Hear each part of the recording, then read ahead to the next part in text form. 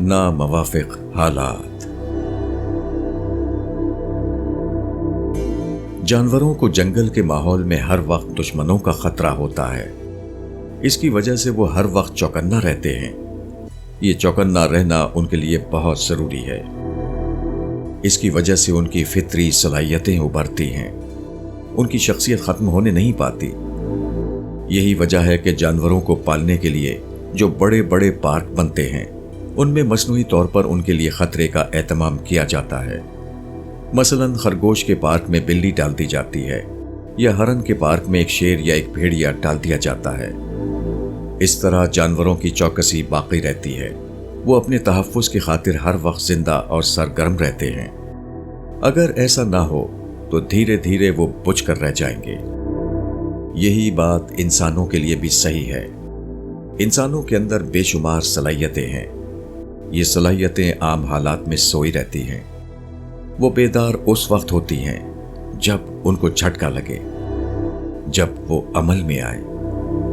किसी भी मकाम पर इसका मुशाहिदा किया जा सकता है कि जिन खानदानों में आसूदगी के हालात आ जाते हैं, उसके अफराद बेहिस और कम अकल हो जाते हैं। इसके बरक्स जिन खानदानों को मुश्किल हालात घेरे हुए हों, उनके अफराद में हर किस्म की जहनी और अमली सलाहियतें ज्यादा उजागर होती हैं।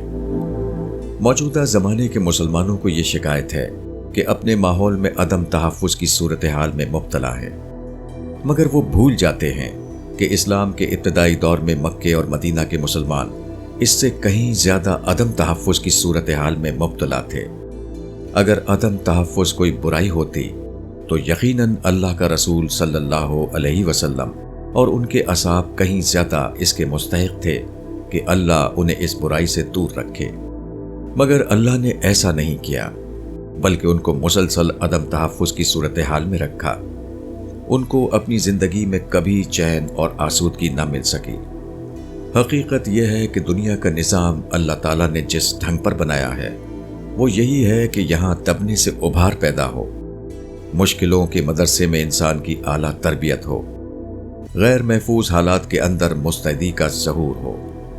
तारीख बताती है कि उन्हीं लोगों ने बड़ी बड़ी तरक्कियां की जो हालात के दबाव में मुब्तला थे। कुदरत का यही कानून अफराद के लिए है और यही कौमों के लिए।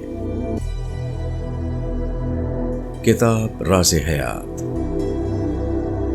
वहीदुद्दीन खान।